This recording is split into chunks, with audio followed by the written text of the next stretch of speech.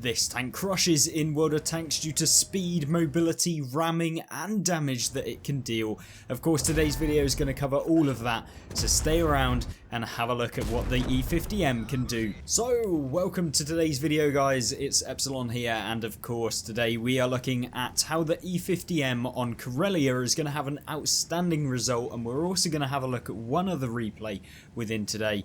And of course you're seeing a fairly aggressive start, as you should always see in the E50M when it's played 100% correctly, because you can get up close, personal and deal your damage at a short range, and that's really where this tank becomes a bit of a monster. And you can see already coming up against both the Cobra, the WZ and some other vehicles like the Ferdinand sat at the back, and hopefully we're going to see the E50M be able to take out all of these tanks in a short period of time. And this is a monster game. The amount of damage that's going to be picked up, the utilization of this vehicle to the highest ability by one of the best players in World of Tanks, or at least one of the top players that is in the game.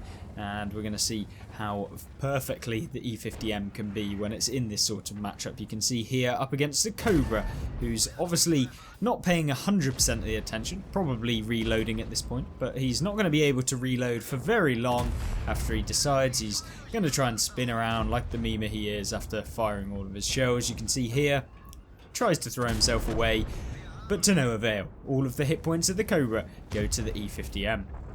Now then, with WZ-111 actually pushed up probably a little bit far, and in fact it's the WZ-114, my apologies, but of course it's always quite nice when you get into a matchup with a fast firing medium tank with fairly good penetration and the ability to lock down the tracks of opponents. Then yeah, it's super nice to see. Now, for some unbeknownst reason, as we see with many of the, I don't know, potentially bots players within World of Tanks, he was deciding to fire HE at the E50M. Obviously never going to work, and yeah, especially against a player that has 2 marks and knows how to not give the engine deck of your vehicle to a HE firer. But either way, already fairly aggressive gameplay. I mean, you've been watching as I have, and we've seen over 4,000 damage been done, or at least just under, sorry. And this is really where the game starts to go from amazing to unbelievable, and you're seeing the line of opponents. I mean, what even is this? 1, 2, 3, 4, 5 tanks all in a line and all about to get farmed by one vehicle, the E50M. So, with a BZ-176, which is not a nice tank to come up against, you really do have to be a little bit careful. And you can see here some rounds going into the upper turret armor, which is where you want to be aiming at the BZ. It is of course the key weak point, and whilst trying to aim at the BZ, the Ferdinand takes the shell, and we love to see it. Seeing here, just trying to find that shell into the top of the BZ, doesn't quite manage to hit it, but you never know, maybe we'll get him later on.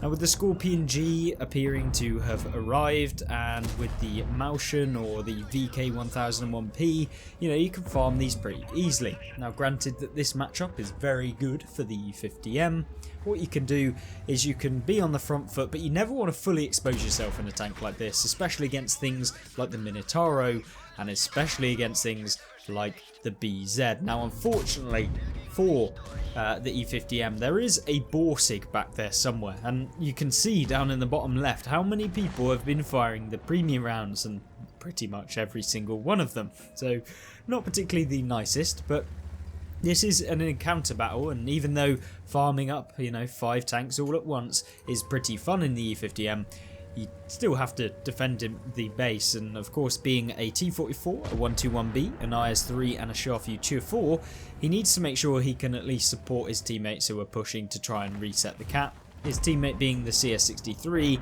and luckily he finds the Sharfu Tier, shuts him down for a little bit of damage, and hopefully he can provide some cover support against any of the vehicles that do get spotted. So, having a 2,000 hit point disadvantage at this moment in time, or at least his team has, you can definitely feel a little bit scared of where this game is going to go, and that would be right in thinking so, because you have to think about the game in a holistic sense. You know, the enemy team are pushing towards the cap, so they've got the cap circle advantage, so they could always get in there if they've won that flank, so you have to be aware of that.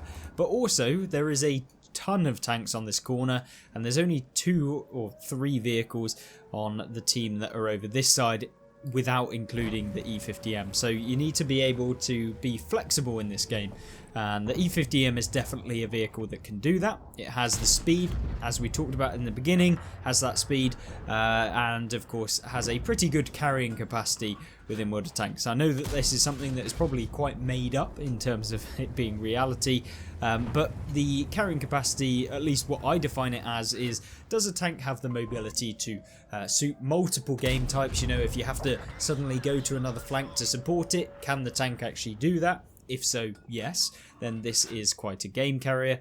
Can it deal damage consistently to the point where you're not having to wait like 30 seconds in between shells to be able to deal your damage? Then that's also a bonus. And then of course you have, does it have any armor in the game? Is it going to be able to bounce at least a few rounds at the end of the game, or have the potential to do that? That also helps, and luckily the E50M has all of those things, which is nice to see, and many tanks genuinely just don't get those things, so it's nice to see that the E50M can use them. Now, unfortunately, not able to get the shot on the T44. It's time to actually start removing some of these vehicles from the game. We've got a 121B, T44 and a Scharfutür, all of which are pretty dangerous in their own right if they can continually fire. Maybe not the T44 in particular, just because, you know, in the E50M you can do more damage and also do it more consistently, but it's still a little bit of a worry if he was to be able to continuously fire.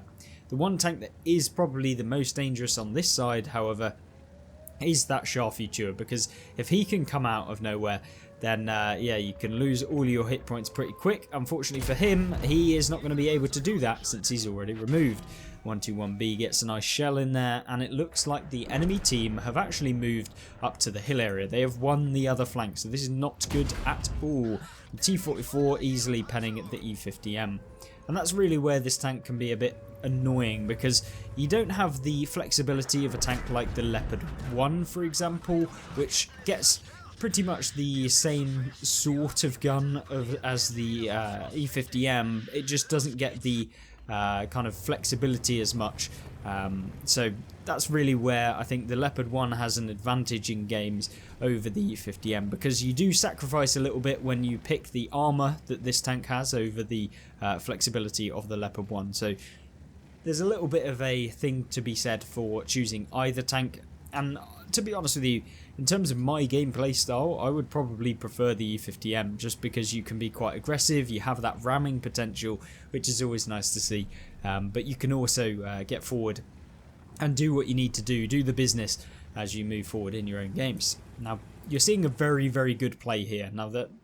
121B that's over here, of course, isn't expecting the E50M to have got back over this side. Now, maybe he did, maybe he's predicted it, but, you know, you can catch out maybe the 121B, who might not have realised what's going on. But 7,700 damage has been done already within the game, with over 3,800 block damage as well, which is nice to see. Obviously, when you've blocked so much damage, you're probably thinking, well, maybe I've got a little bit lucky within this replay, and maybe, or maybe not, it won't happen again. But having done like 9,200 combined damage, you're probably crapping your pants, and I'm not surprised, because I would be too if I was in this sort of game. And you're really pushing towards trying to get that 10k damage mark, which if you can do, as well as have 1,500 assist, it's going to be a very, very good game.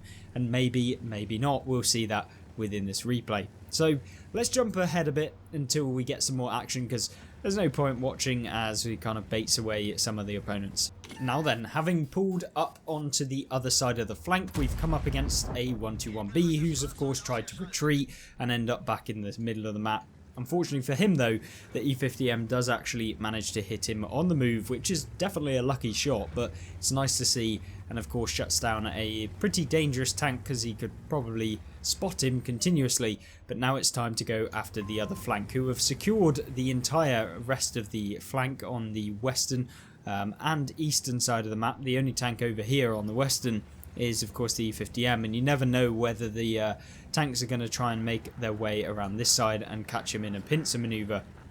But what's happened so far is that the enemy team have pretty much captured the entire base. They have the majority of the map control, so the E50M now is deciding to try and find out where the rest of the vehicles are, where that Rheinmetall Borsig is, where the BZ is, maybe going for the artillery piece to remove the RNG as well and farm up that damage just a little bit more to have an outstanding result, and maybe avoid taking the RNG hits that always come in the form of the little artillery packages and often fired from around the map.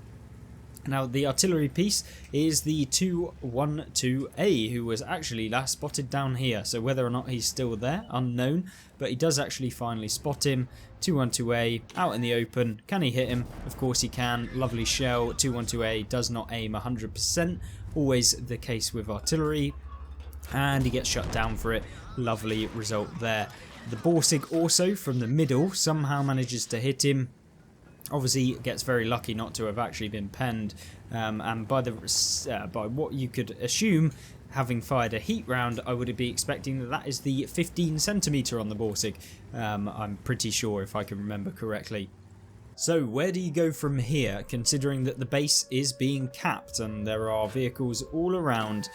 Well, you've got to try and take out the Borsig, and he does manage to hit him with one shell. The Borsig actually bounces off the E50M, which is always nice to see.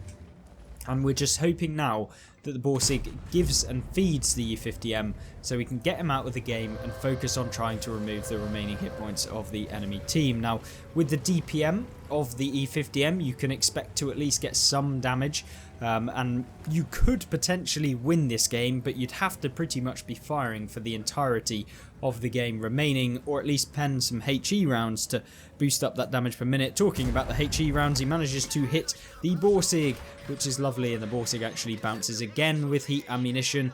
There is now a BZ-176 who's behind. Can he hit him? Oh no, it's an absolute shambles, and the enemy team are also trying to cap, making it even more annoying. But can he hit him? And he can. Lovely work against the BZ, managing to pick up 390 alpha. And it's time now to go towards the Borsig. Where is this little rat tank? Can he get him before he gets taken out? It's up to the E50M skill and trigger finger. Can he get him? Ooh, decides to side scrape. Good opportunity to take him out, and he does. Lovely work. The Lerva now deciding that, having seen all of his teammates YOLO against a brick wall, it's time to try get the E50M, and unfortunately for him, he's not going to be able to do it. And having done 10,000 damage against the enemy team, it's looking very, very spicy. However, with the Minotauro on the enemy team still alive, you are not going to come away very nicely against the auto-loading Italian tank destroyer. And will he reload to be able to track him? He does indeed, but the Minotauro bounces. Oh, lovely work, lovely work. Can he get round the back of him? Oh, he does. And is he going to be able to escape? Oh, he crashes into the rock, and oh, he does get taken out. Although it would have potentially been able to come away with a win had he managed to avoid the rock, and it seems like the rock was the only thing to take out the only real damage dealer within this game. And of course we'll check out the post-game stats at the end of the video, but make sure to stick around for the second replay, which is just as nail-biting. I'm going to see how the E50M can be on various different maps within this video. The next replay that we do have today is on, of course, Airfield, and Airfield is a map that I always do enjoy looking at because it's one that is kind of difficult to play in mediums if you don't understand how to trade on corners, utilise the kind of ability to see when your opponents are taking shots at your team, and then utilise the fact that they've already fired to pull around, deal damage to them, and come away with a win. Or you can use the camo factor of the vehicles or gun depression using different area. I mean, you can go over here if you've got very good camo, but I would only really recommend it in light tanks, to be honest with you. So it's more of a case of a very opportunistic game. But the other area is to use your gun depression if you do have it in this area where you're seeing the STA-2 and the Barask and all of these tanks fighting over the mid-ridge.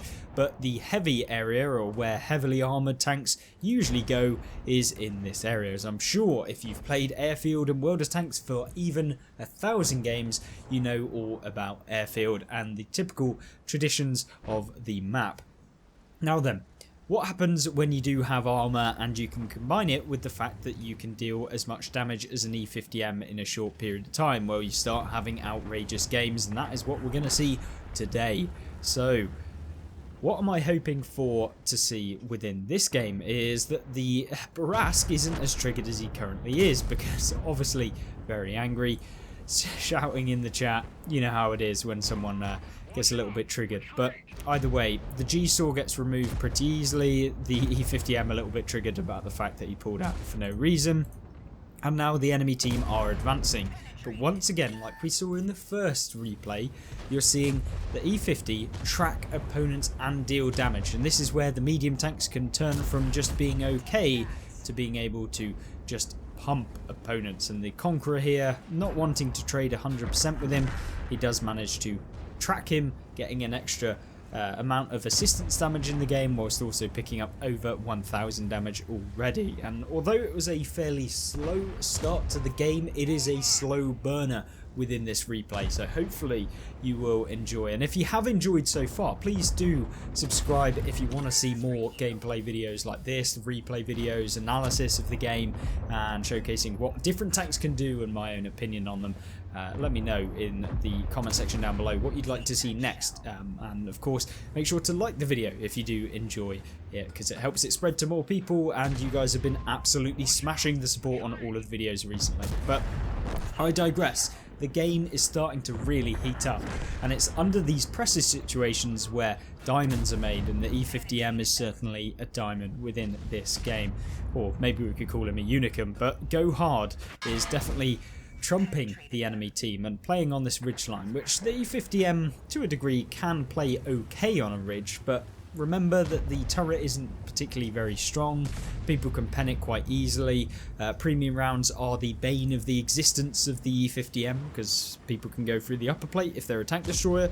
The lower plate is a massive shoot me here spot, and then the turret armor is a, if you've got enough penetration, you'll go straight through the flat frontal armor of the turret, which is here. And of course, if you really cannot even pen the cupola, the lower plate, you could also go for that cupola even, rather than the front of the turret. But either way, what you have to do in the relation to using your armor is side scrape if possible, but you can also do damage, and you have to be able to take all of the aspects of World of Tanks in this tank and bundle them all together. Things like spotting for your team, you can side scrape, be annoying, bounce shells, you can also get assistance due to tracking opponents like we've seen as well, and that's kind of one of your main features as being the support tank that the E50M is. But this game is not looking all too bright, because there's a few vehicles that haven't even been spotted yet on the enemy team. There's 10,500 hit points on the enemy team and only 8,000 on the friendly, so they're up by 2k hit points, which isn't unwinnable. But when your teammate in the Ag Tiger gets ammo-racked and takes that total hit points on his team to over 4,000 now, yeah, it's doesn't look good at all. And hopefully the E50M will be able to pull it back in this game, and maybe they can even win. But if you get RNG like that on the Progetto, maybe it's possible if we can continually get that within this game. There is a Mouse and one of the pain in the backside tanks over here, the E100, still on a decent chunk of hit points. But one tank that you definitely don't want to find in a vehicle that isn't on full hit points is the Tortoise, because that thing can rip you a new one, and it certainly will do. And especially when it has the even smaller gun, which is the 240 alpha damage, I believe. I think it's the 24 pounder or something like that off the top of my head, but I don't know. You guys will probably know that more than I will. But maybe it has 280 damage, but he probably wouldn't have low rolled for that much. Either way, regardless, the Tortoise is even more annoying when it has the small gun, and that can certainly been seen in this game, as he's now lowered him to a potential one-shot for the E100, a potential one-shot for the Maus, potential one-shot for pretty much the rest of the team, is what I'm trying to say. The T30, the Charioteer, the Ferdinand and the Scorpion G all can quite easily one-shot this, and some of them don't even have to high roll. Now, he does spot the Tortoise again from what I can see, and there is a T30 that is sat out, but you have to be a little bit opportunistic at this point. When you've lost all your hit points in this tank, you have to use the bush mechanics like you can see here to be able to deal damage on things like the Tortoise. Now, he does get spotted somehow, and I'm actually kind of surprised that that's the case, since he was kind of using all of the bushes. I'm surprised that this bush didn't count, that this bush from anyone from behind, and also the bush here, but you know, you can only do what you can do, and somehow the wargaming bush mechanics coming out as you'd expect, being slightly broken. But either way, anyway, the Tortoise is a pain.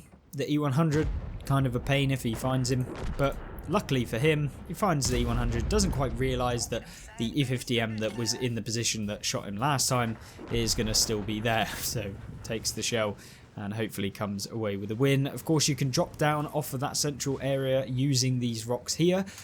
Just don't YOLO off of them and end up on the floor dead. But fingers crossed you guys can take advantage of that kind of fall down as well if you are finding that you need to quickly move out of the way. Now, great plays here, deciding now that it's time to pull back from the ridge. There's no point in fighting when you may potentially get outflanked by a Maus. I know that that sounds almost ridiculous in the first case, but it is possible.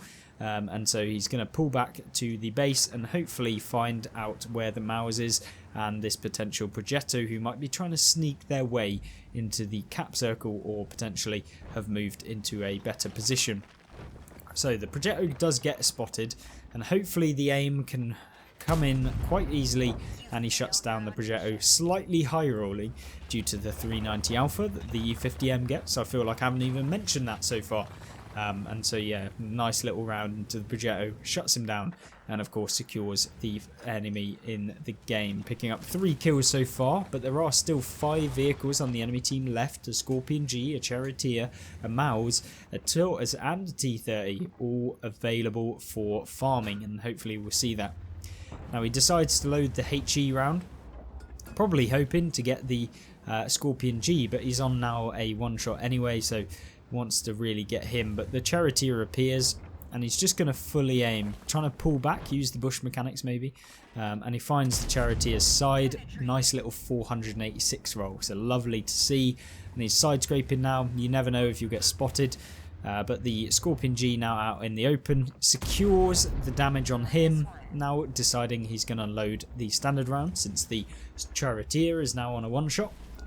Even for the standard rounds, the Tortoise is kind of, you're never going to be able to pen it with HE, and it's a case of just supporting this Barask. And luckily the Barask is actually there because he's providing some kind of support, or at least a distraction for the friendly team to take him out. And even better when you may or may not get lucky against a Tortoise with having to shoot him twice, he instead decides to set him on fire in the first shell that he shoots. Now the T30 pushing forward, deciding to use the bush mechanics, pull back behind the bush, deal your damage, and of course the T30 is looking a bit stupid at this point, having pushed out into the open, not knowing where the E50M is going to be. But 8,000 damage has been done. The mission just got completed within the game, which is nice to see.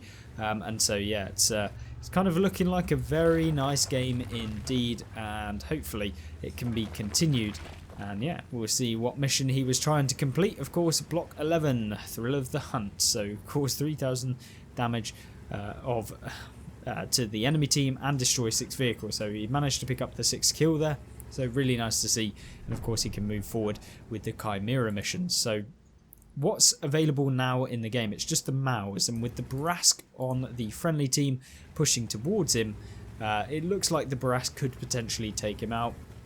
But let's hope that the E50M can get there first and deal the damage, having secured such an amazing game so far and played it pretty much as you'd expect from a player that has obviously known about the E50M and been a bit of a clubber, having picked up the first mark and potentially maybe only played it for a small amount of time to have picked that up. So 490 bounced again using the armour. That is the first round actually bounced within this game. So as you saw with the first game, it can be RNG dependent, but there's no RNG firing at the side of a mouse with the heat rounds of the E50M. So thank you very much for watching. Let's jump into the What Replays site to have a look at the actual post-game stats, and I'll catch you in just a second.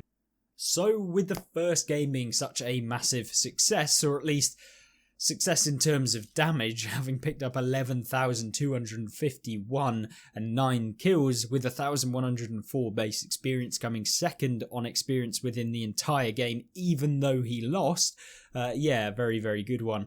And of course picking up the Mastery Badge, the 5 for Effect, Bruiser, Duelist, Radley Walters, Top Gun and High Caliber. So a very good game altogether, picking up 6 in total. So yeah, really nice to see 6 medals. And of course dealing more damage than the entire team combined, because why wouldn't you? And yeah, brilliant game. Unfortunately did get taken out by the Contracaro Minotauro, which is a bit unfortunate considering he had to get taken out by essentially a rock within the game. So yeah, high pressure situation, didn't quite come out with the result, but he still managed to make 93,000 silver within the game. So he can't complain all too much, and it did showcase the E50M at the top of its ability.